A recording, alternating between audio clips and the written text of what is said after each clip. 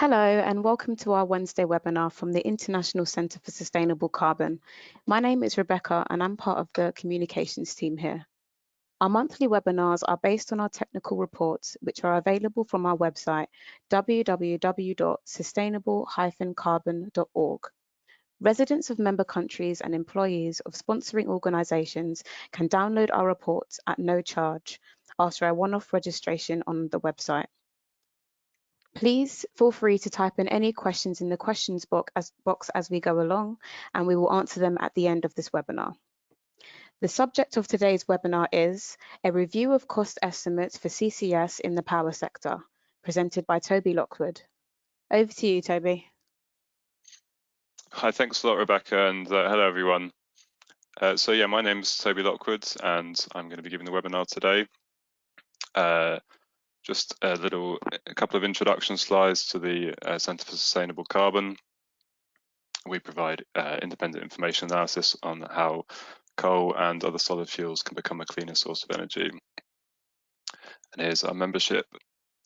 So to get things started, I'll give a little overview of the presentation today. I'm going to start by giving a very brief introduction of CCS, its current status, and what kinds of CCS are generally considered in cost analysis. This will be followed by a summary of approaches to cost estimation for CCS power plants and a look at results from a couple of the more notable studies which have been carried out in this area. I will then discuss the limitations of the levelised cost of electricity, or LCOE method, which currently dominates cost estimates in the power sector, and talk about some of the alternative systems which have been developed. Finally, I'm going to focus on total system cost analysis. So to start with the basics, which are probably familiar to most of this audience, CCS encompasses three distinct processes. Firstly, there's capture, which means separating CO2 from the exhaust or process gases in power plants or other CO2 emitting industries. Secondly, that CO2 usually needs to be transported, often by pipeline, could be by ship or some other means, to a suitable storage site. And then finally, it's injected into deep geological formations such as saline aquifers or depleted hydrocarbon reservoirs. So CCS has been part of the conversation around climate change mitigation for around 25 years, but it's seeing growing political attention in the last few years due to the increased focus on the ambitious goal of achieving net zero carbon emissions in the next few decades. When least cost pathways to net zero are modelled by organisations such as the IEA or the IPCC, CCS tends to feature heavily. So this chart shows the contribution to global CO2 reductions from CCS, shown in orange, which is laid out in the IEA's Sustainable Development Scenario published in 2020. This achieves net zero in 2070. CCS contributes 15% of the total emissions reductions relative to a baseline scenario, and a large proportion, over 4 gigatons, is associated. 4 gigatons of CO2 is associated with power plants. Of course, many countries are aiming for even sooner net zero, often by 2050. The IEA also modelled this earlier this year and found a similarly significant role for CCS. As a point of clarification, this slide talks about CCUS because it includes the utilisation of CO2. However, this is a fairly small contribution to the total, and most cost estimates assume geological storage, so I will be referring to CCS today, apart from on this slide. So here's a chart from the Global CCS Institute, which shows the changing fortunes for CCS in terms of the CO2 capture capacity accounted for by operating and planned projects. As you can see, there was a surge in interest in the late 2000s, which yielded few actual projects, and we're currently around 40 megatons being captured a year. However, net zero targets at the national and corporate level have helped restock the project pipeline more recently. This revival is associated with a widening of focus beyond the power sector, but there are still significant plans for CCS in the power sector on coal, gas and biomass-fired power plants. These are in countries such as the USA, the UK and China in particular. So with this major part to play in the most economic pathway to net zero, you might expect CCS to be a fairly competitive form of power generation. However, Given that even unabated new coal or gas plants have a higher cost of electricity than wind and solar power in some regions today, it's unsurprising that adding CO2 capture to a plant leaves it facing even more challenging economics. So I'm jumping ahead a bit here to reveal this spoiler.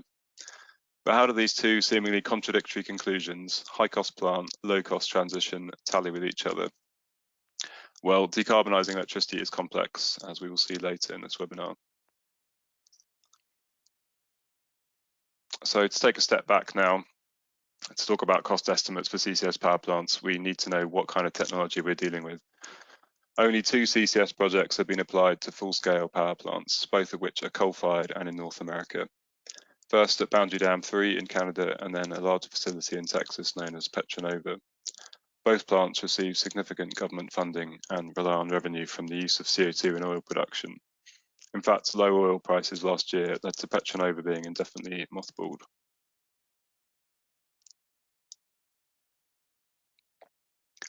Both those full-scale facilities use variants of a carbon capture process known as post-combustion capture using amine-based solvents, which is shown in the schematic on the right here. Due to being far more technically and commercially established than alternatives, this basic technology forms the basis of most CCS cost estimates. While several manufacturers supply this kind of process, Shell CANSOLV's technology used at Boundary Dam and Mitsubishi's technology used at Petronova often form the basis for most for cost studies due to their successful adoption by these operating plants. There are many alternative carbon capture technologies available, and some, like pre-combustion capture and oxy-fuel combustion, which are considered ready for full-scale demonstration. These are discussed more in the report, along with a couple of the more notable next-generation technologies which could bring down costs. When estimating the cost of a future CCS power installation, there are 2 main approaches. Firstly, a generic case for a new power plant is often established, usually specifying a state-of-the-art efficient coal or gas unit and a rough location, such as Northwest Europe. In this case, an estimated flat rate per tonne is usually applied to cover the cost of CO2 transport and storage. This is often set around $10 to $20 per tonne. Alternatively, costs may be determined for retrofitting CCS to a specific operating unit, in which case costs can be linked to technical characteristics of the actual plant, and CO2 transport and storage costs may be derived from the actual distance to suitable geology or even the economics associated with the storage formation. More rarely, retrofit costs can also be calculated for a generic existing plant case. The vast majority of studies assume 90% of the emitted CO2 is captured, but much higher rates are possible, in fact without major cost increases, and these cases are increasingly considered. So I've referred to levelised cost of electricity a bit already, and I'm sure most of you are familiar with this term. It's the number which most cost estimates for power plants are aimed at producing. It sums up the capital and operating expenses for the plant in each year of its life and then discounts them using a factor linked to interest rates or a cost of capital. This is a standard step in financial analysis which reflects the time value of money. This levelised sum is divided by the electricity generated in each year, which undergoes a similar discounting.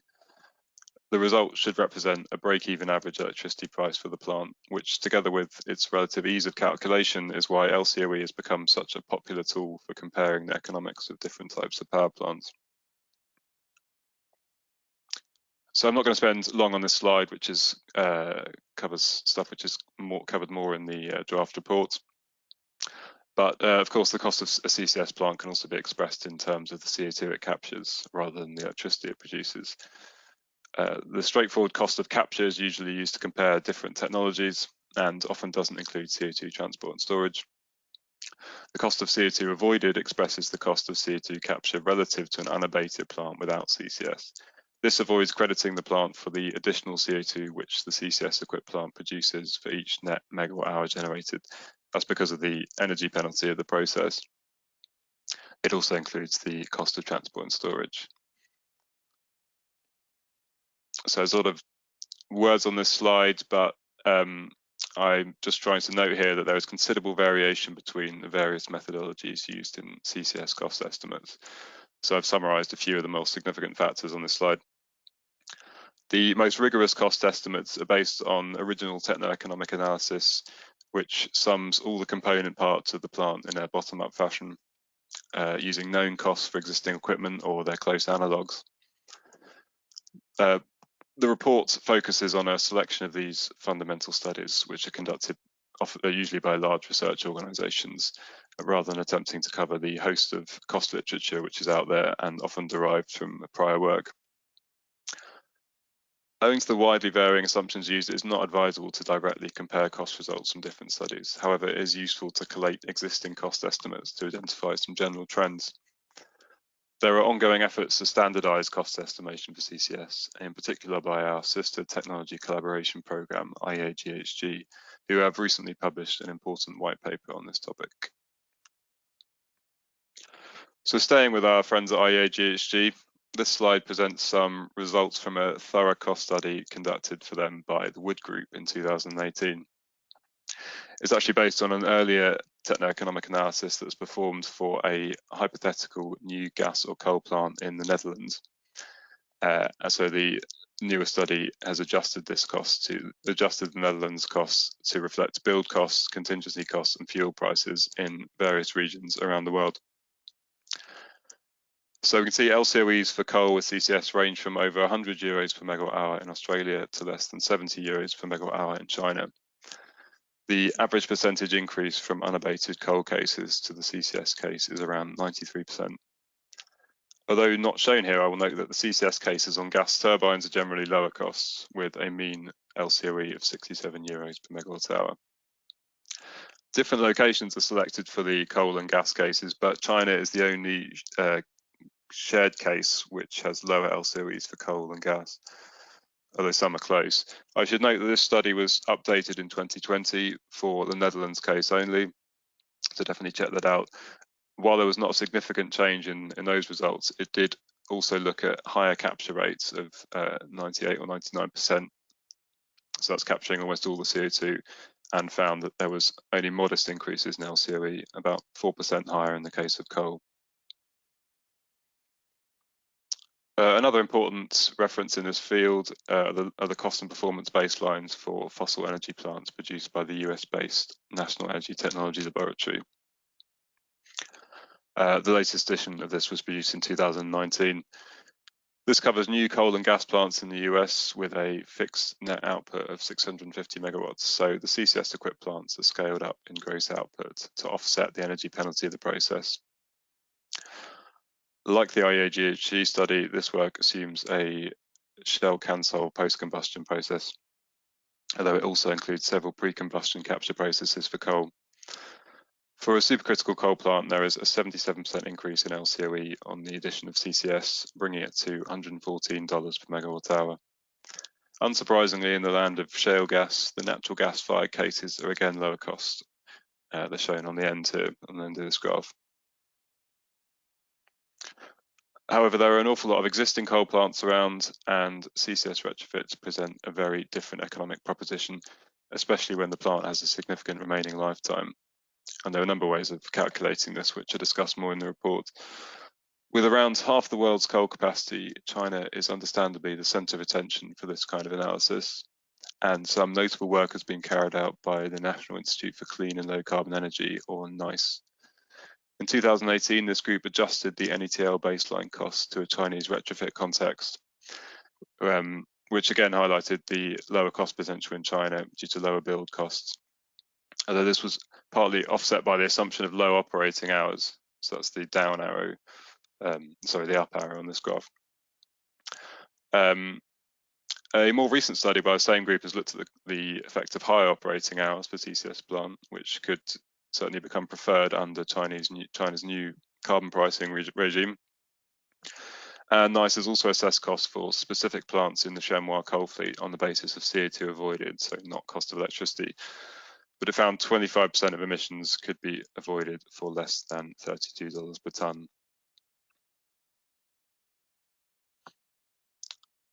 So despite the relatively high cost increases I presented here, there are indications that the cost of CCS in the power sector is already falling significantly, largely due to optimization of the solvent-based capture processes demonstrated at Boundary Dam and Petchanova. While LCOE is not usually available for these kind of real projects, the GCCSI have produced this plot of how capture costs are falling for the next generation of proposed coal CCS projects. So that's cost per tonne CO2. I think all of the examples shown in light blue on the right-hand side of this graph here are in North America.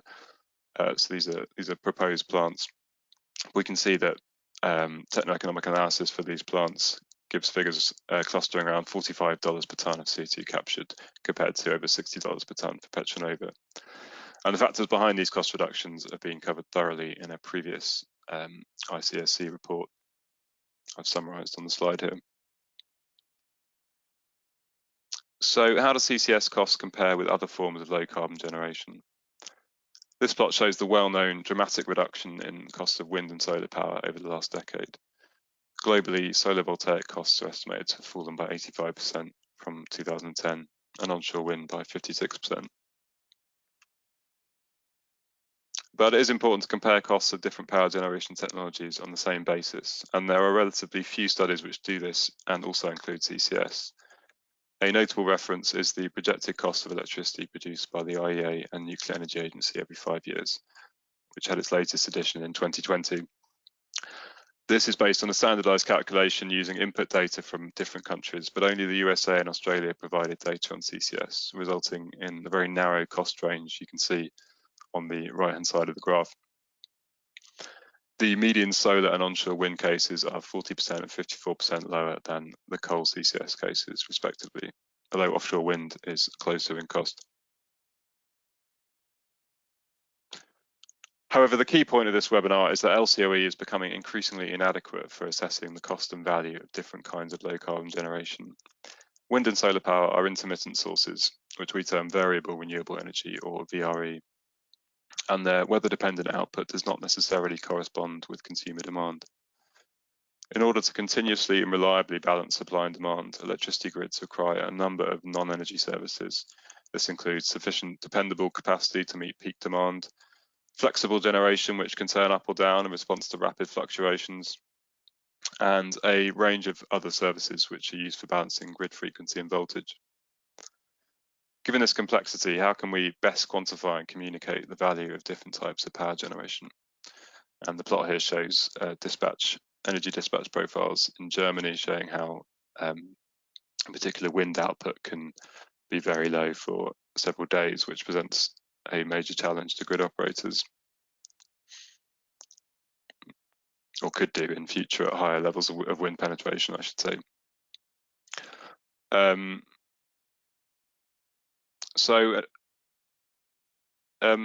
Several attempts have been made to evolve and adapt LCOE in recent years, and this includes the concept of value-adjusted LCOE, which is developed by the IEA. Like many of these new metrics, it relies on data from a complex model of electricity market dispatch, which it uses to better assess the value of each generation type. 3 correction factors are derived to value plants which can deliver energy when most required, provide reliable capacity, and provide ancillary services, which is termed flexibility. The extent to which each generator provides this value in excess or in deficit of the grid average is then used to correct the original LCOE. So I'll just briefly show some example correction factors derived using this process, which covers 4 different regions, and it's based on projected energy mixes in 2025. So as dispatchable power plants still predominate in most regions at this time, the adjustments to LCOE are mostly small. However, it is noticeable that the highly flexible open cycle gas turbines become significantly more valuable. Coal and combined cycle plants see less adjustment, largely because they already tend to operate with high capacity factors. But in the EU, where renewables deployment is most significant, they do see a notable increase in value.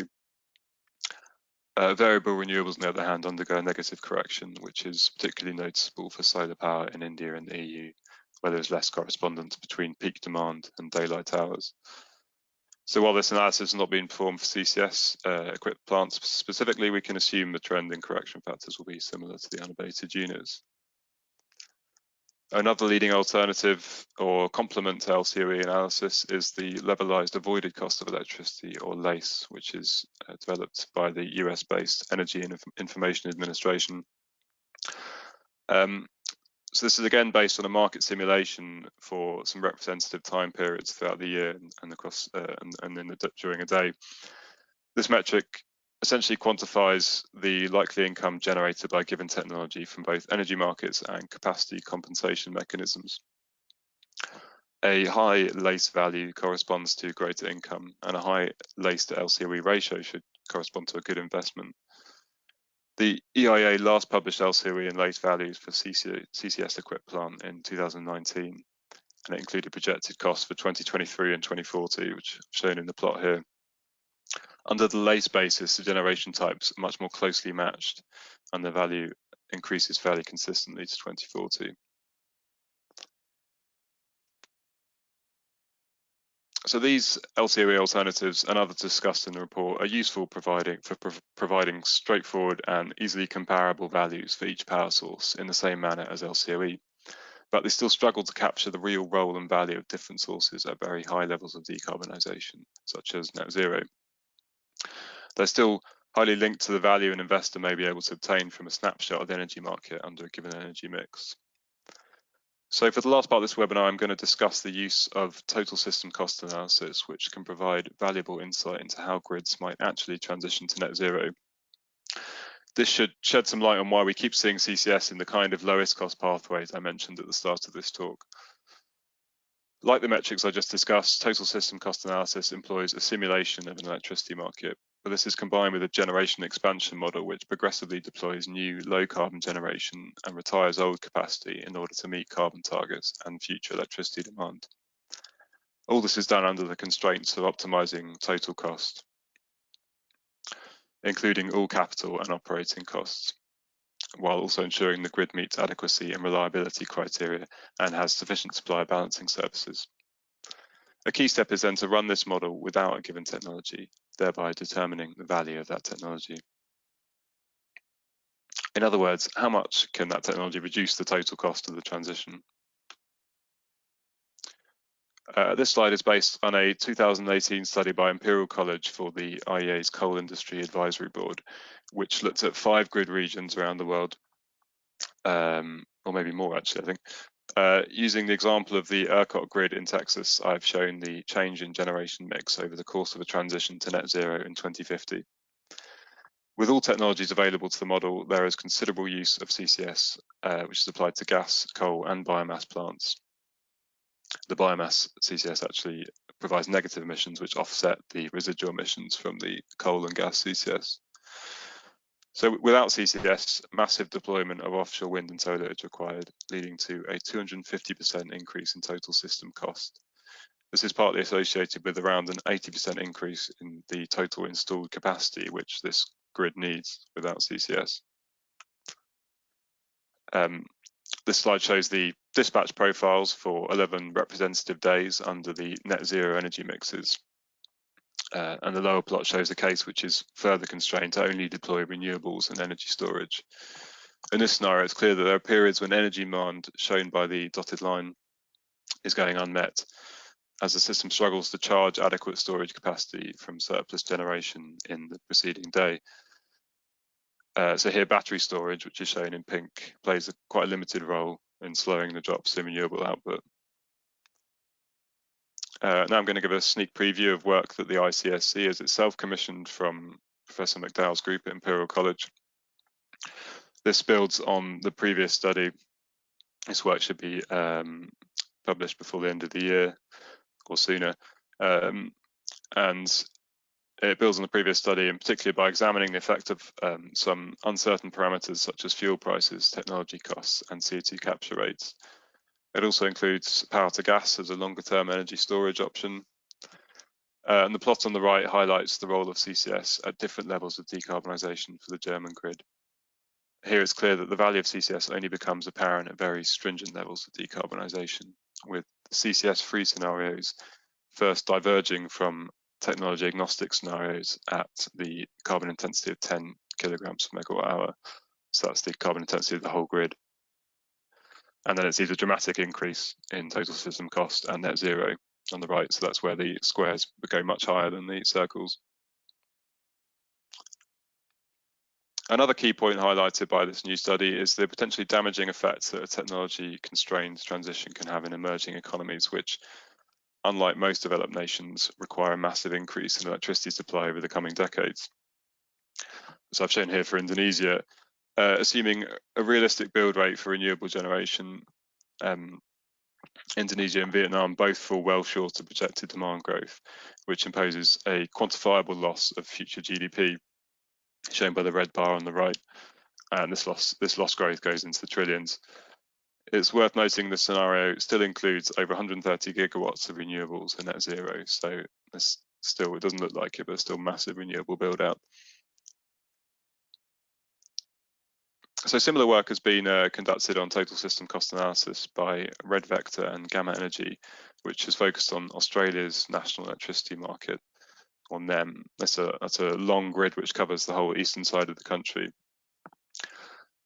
This plot shows the incremental increase in total costs as the system is forced to decarbonise using only one technology type, so renewables and storage, gas or coal with CCS. You get a similar effect for gas with CCS. Renewables start off as the best solution, but the system cost rises sharply at higher levels of carbon abatement. On the other hand, CCS is initially costly, but can access higher levels of decarbonisation. Of course, in reality, the lowest cost pathway deploys a mix of these technologies. An interesting extension of this analysis done more recently was to randomly generate over 3,000 different viable capacity mixes and plot them according to their cost and their level of decarbonisation. So by highlighting the scenarios without CCS in red, we can see they define a kind of decarbonisation cost frontier where costs again rise sharply at high levels of decarbonisation without CCS. And the blue dots with CCS allow access to this region beyond 85% decarbonisation without incurring the exponential increase. Gamma Energy and Red Vector have attempted to express these total system cost results as a more accessible dollar per megawatt hour metric as an alternative to LCOE. This is known as system cost of replacement energy, or SCORE, and it calculates the increase in total system cost for each new unit of low carbon energy generated, while also assuming that a unit of existing carbon intensive plant, so gas or coal, unabated gas or coal, is retired from the grid. Unlike LCOE, SCORE depends on the grid context, so it changes as the grid decarbonises. And again, we see the SCORE for CCS technologies overtaking that of renewables and storage. Or undertaking, I should say. So I'm going to conclude now with some key messages. It's clear that while the cost of CCS-equipped power plants will decline with further deployment, it's unlikely to compete with wind and solar on a simple cost of electricity basis. However, as a form of low carbon generation, which is also dispatchable, in other words, it can be turned up and down as required, CCS power plants are still highly valuable to the grid. While several new metrics have been developed to attempt to better reflect the value of dispatchable plant, these are still highly linked to investor value under a static grid composition and are therefore of limited use in planning a system at high levels of decarbonisation. On the other hand, analysis of the total system cost over the whole course of a grid transition can be used to determine the value of different technologies in terms of an avoided cost to society. What is economic for decarbonisation today may not be so in the future. So the real challenge for policymakers is to develop incentives which can drive the solutions of the future by reflecting this value. And this is particularly the case for CCS, which can require years of planning and infrastructure deployment for it to be a readily available solution. The development of more direct metrics and tools for expressing the total system cost in an accessible way will be invaluable in raising the prominence of this analysis in the public and policy debate around clean energy. So I'm hearing a few beeps and things, so I'll just check everything's working. Everyone can hear me. Please do send in questions. Okay, well, I hope everyone can still hear me. I've just been hearing some alerts. So that's just left for me to say, anyone who's interested in joining our network of knowledge partners should visit our website. This is a free network for like-minded organisations doing research in this area to share their findings and collaborate. And that's the end of the talk. So yeah, please do send in questions, and I'm just going to have a look at the ones you've sent in already.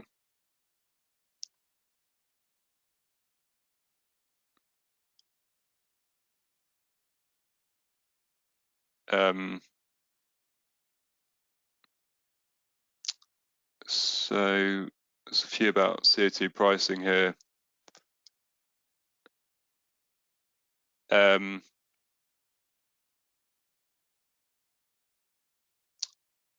So yeah, I mean, so difficult to read these while not getting radio silent here. But yeah, essentially a few questions about CO2 pricing, and these, as I think I mentioned in the pitfalls of cost analysis slide, one of the things which varies between the different cost estimates I've shown and the further ones I've covered in the report is CO2 pricing. And there's kind of a handy table in the report which lays out the key assumptions for some of the leading studies. So that includes transport and storage costs, carbon pricing, and yeah, some of them include a carbon price and some of them don't. Sometimes it's kind of clearer when they don't, because you can sort of it puts everything on a level playing field. But it's true that when you have, as is pointed out by this question, when you have residual emissions, when CCS power plants aren't necessarily completely carbon free, certainly at 90% capture, you've got some residual, non-negligible residual emissions there. So that's where CO2 pricing, considering CO2 pricing, can be useful for sort of penalising that. And there are several studies which have done that. In particular, there's studies in the UK and Australia, which are covered in the report, which kind of model an increasing sort of projected increase in CO2 price. So it's worth checking that out.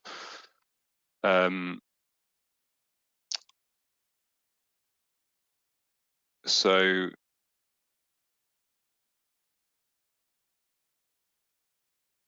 in projecting CCS impacts in the future, what carbon capture cost was applied? I suppose that refers to the total system cost analysis. Yeah, there's a lot of inputs going into that total system cost analysis, which you don't see, of course. The empirical college analysis, which I'm more familiar, uses costs based on one of the in-depth technology cost analyses, which was commissioned by the UK government. Although I believe it was again carried out by the Wood Group, which did the IAGHG study. So that's all in the report, and yeah, they've used that cost data, and I think they don't really assume a kind of a cost improvements over time. So we could certainly, yeah, the picture could become more competitive for CCS.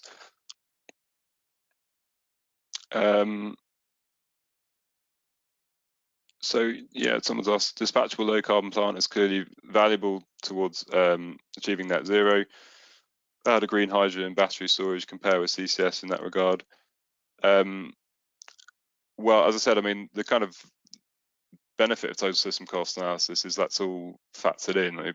The model can choose to deploy batteries and not exactly, well, not necessarily green hydrogen, but there is in the report we're about to publish, there is a power to gas option, which is fulfilling the same kind of function.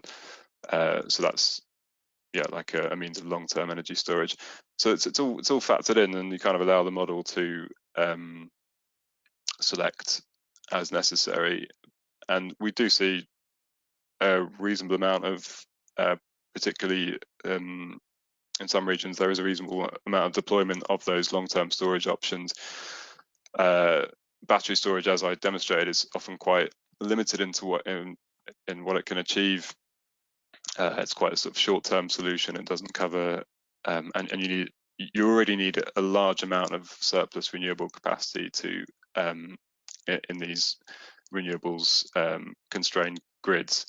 So if you're going to have a period of low output, then it's extremely demanding on the preceding period to have enough capacity to cover demand and charge up the storage for the forthcoming low output period. So that's kind of sort of a qualitative explanation of why we don't see the energy storage options really kind of saving the day for renewables. So yeah, in answer to the question, that's exactly what this analysis is comparing. You know, this storage versus CCS is exactly what's being compared by total system cost analysis, and the results are there. So someone else talk about energy storage. They seem to not take into account the future potential and the future of massive grid-scale electricity storage to compensate for intermittent renewables. I mean, again, the model is really intended to do just that. You know, offers you run the model with allowing it to do massive grid-scale electricity storage, and it does that. We run these renewables, these scenarios we call renewables plus storage, and you still see a big increase in costs just because it's really challenging to balance the grid under those conditions, and the storage option is often expensive as well. You need an awful lot of them, and you need a huge amount of renewables capacity to make the whole thing work. So you always end up with a massive increase in capacity relative to the solutions which have dispatchable plant, and that's is part of the reason for their lower for part of the reason why they don't compete so well.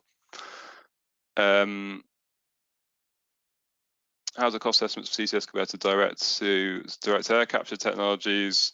Yeah, that's not, unfortunately, I have just focused on the power sector in this report, but there seems to be a lot of kind of uncertainty over direct air capture costs, but I would certainly refer you to recent reports published by the International Energy Agency, which have attempted to summarize some of those DAC cost estimates. There's a question about CO2 storage.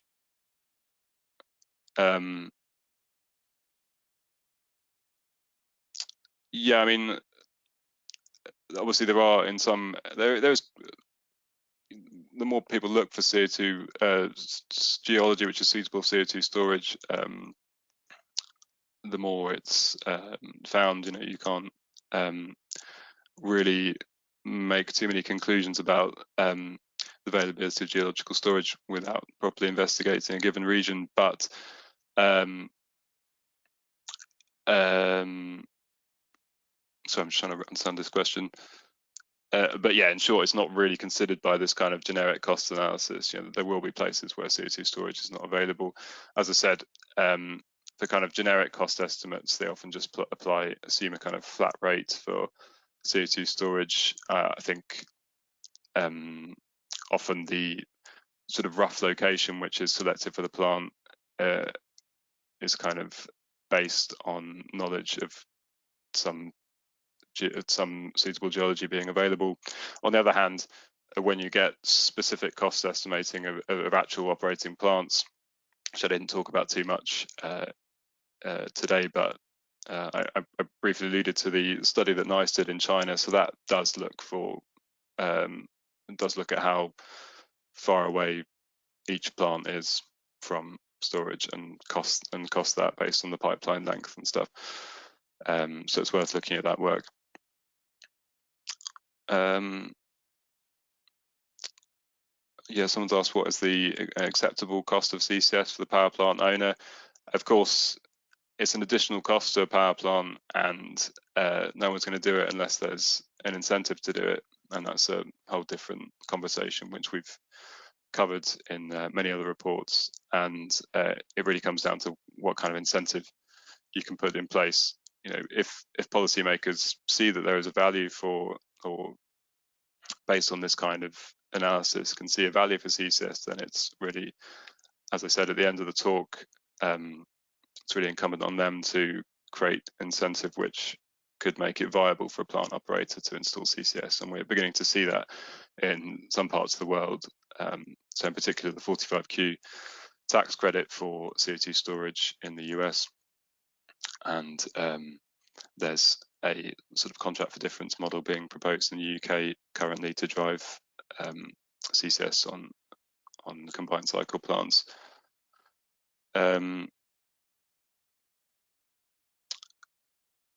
So what's the cost of producing blue hydrogen? Again, that's not really covered by this report, but I'll refer you to particular IEA reports which have summarised the literature on that. Yeah, so I think I've covered all the questions. Thanks for sending so many questions.